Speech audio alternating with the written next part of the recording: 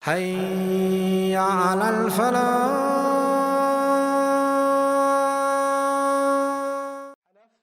Not being this way or that way. Janaf to have bias, Hanaf to not have any bias, not have any other inclination. He's solely focused towards Allah Azza wa Jal. وَاتَّخَذَ اللَّهُ إِبْرَاهِيمَ خَلِيلًا. The iltifat in this ayah is really remarkable, just from a spiritual point of view too. On the one hand, you have someone trying to reach the state of ihsan in which they're trying to get close to Allah. So the slave is trying to get close to Allah. By the time the ayah ends, Allah says that Allah came close to the slave. وَاتَّخَذَ اللَّهُ إِبْرَاهِيمَ خَلِيلًا. Ibrahim alayhi salam, Allah took Ibrahim alayhi salam as a near and dear friend, a close friend. Khalil. By the way, khulla in Arabic, khulla is close, intimate friendship. Friends between whom there are no formalities is khulla. This is khulla. So Allah took Ibrahim alayhi salam as a very close friend. وَلِلَّهِ, by the way, what other word for friend came today? Rafiq. Rafiq we also saw before. وَلِلَّهِ مَا فِي السَّمَاوَاتِ وَمَا فِي الْأَرْضِ. And to Allah alone, whatever's in the skies and whatever's in the earth, it exclusively belongs to Him. وَكَانَ اللَّهُ بِكُلِّ شَيْءٍ مُحِيطًا. And Allah is in complete encompassing of all things. He's encircled everything. In other words, Allah Azza wa Jal reminds us, what is the conclusion of the state of ihsan? What is the one thing that, if you really reach the state of ihsan, what is that one idea that dominates all of your thought? Is that Allah owns everything. I own nothing. I'm entitled to nothing. I can accomplish nothing. It is entirely in Allah Azza wa Jal's hands. All difficulties are nothing because they're in Allah's hands. I don't have to vie for what anybody else has. I don't have to be jealous of what anybody else has, because Allah has given me. I can't possibly take pride in anything I do, because it's given by Allah Azza wa Jal. This statement seems very generic. Everything in the skies and the earth exclusively belongs to Allah. But really it is this one statement that you've given ownership, credit entirely all the time to Allah Azza wa Jal. If you can live a life and I can live a life thinking about that and being aware of that in everything we say and do, that is ihsan. That is what ihsan amounts to. So, وَكَانَ اللَّهُ بِكُلِّ شَيْءٍ مُحِيطًا. And Allah has completely encircled and has remained in complete encircling of all things. I tend to think of the case of Ali radiallahu ta'ala anhu. Very interesting, we don't bring these things up in common discourse. Ali radiallahu anhu, of course, married to Fatima radiallahu ta'ala anha, is considering marrying another woman. Thinking about it. Fatima finds out. She gets really upset. She goes to the Prophet ﷺ. He's thinking about marrying another one. Rasulullah ﷺ calls Ali. So you're thinking about marrying another wife? Now it's the father of the daughter asking the husband, you're thinking about another wife? And he says, yeah, I was thinking about it. And he says, whoever hurts Fatima hurts me. That's all he said to him. Right?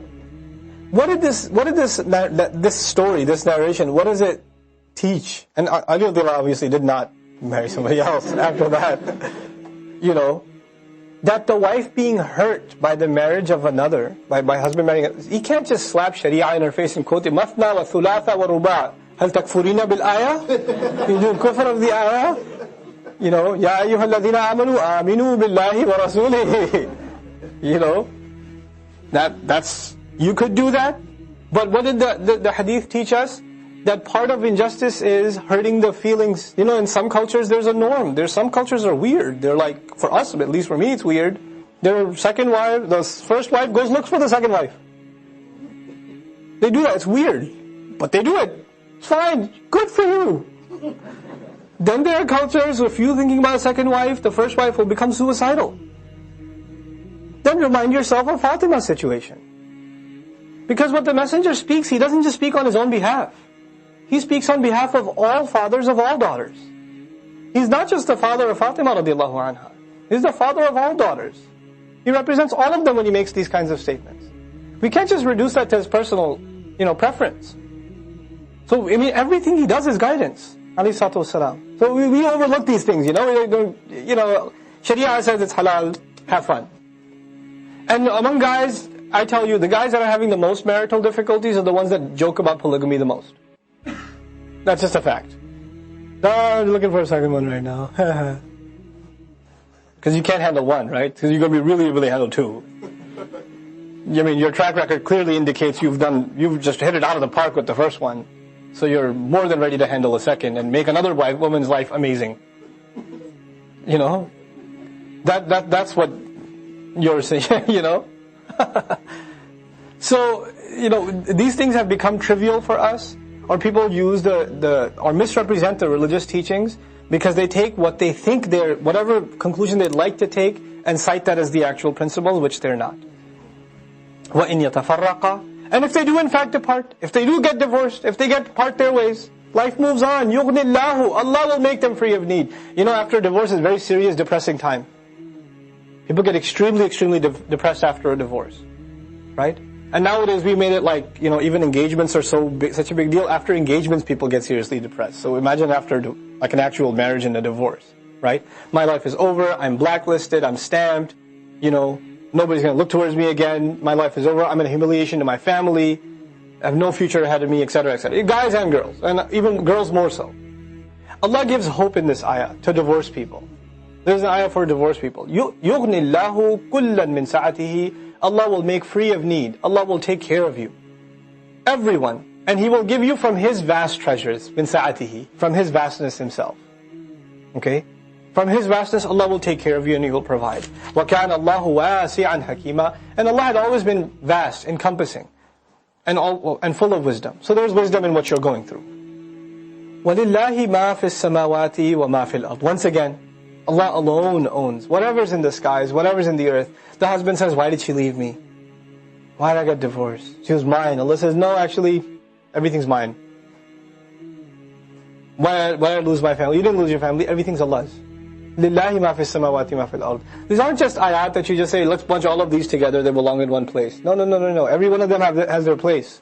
Allah is reminding this person who's gone through a difficulty, look, he wasn't yours and she wasn't yours, they both belong to Allah. You know? وَلَقَدْ وَصَّيْنَا الَّذِينَ أُوتُوا الْكِتَابَ مِنْ قَبْلِكُمْ وَإِيَّاكُمْ أَنِ اتَّقُوا اللَّهِ. And we had given a strong, stern advice. وَصَّى. يُوَصِّي. He sought to give strong, like almost like a will, to those who were given the book much before you, and also to you, that you should maintain the caution of Allah. Be cautious of Allah. Be aware of Allah. Be in recognition of Allah. Look at all the ayat of divorce. What keeps coming up in Surah Al-Baqarah? You remember? Taqwa. Once again, وَأَنِ اتَّقُوا اللَّهِ إِن تَكْفُرُوا. And if you are ungrateful after that, and you deny after that, فَإِنَّ لِلَّهِ مَا فِي السَّمَاوَاتِ وَمَا فِي الْأَرْضِ. He repeats it again. And if you deny and you go, and you don't appreciate what's being said to you, then it doesn't change the fact that Allah still owns everything.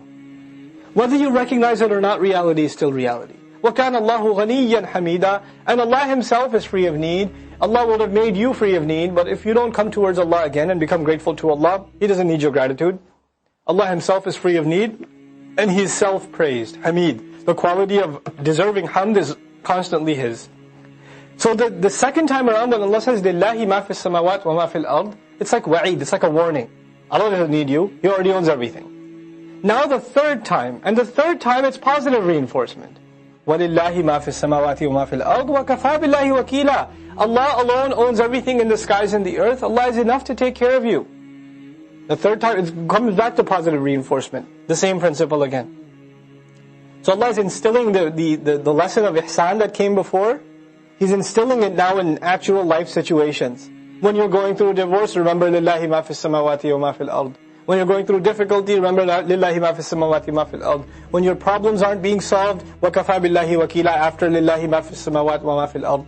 إِنْ يَشَأْ يُذْهِبْكُمْ أَيُّهَا النَّاسِ. Allah turns to all people. And this is ayat madaniyah. فَنَتَوَقَّعَ أَيُّهَا الَّذِينَ آمَنُوا. But He says to all people, if He wanted, He would have wiped out all of you, people. Had He wanted, He would have removed all of you. وَيَأْتِ بِآخَرِينَ. And He would have brought another people.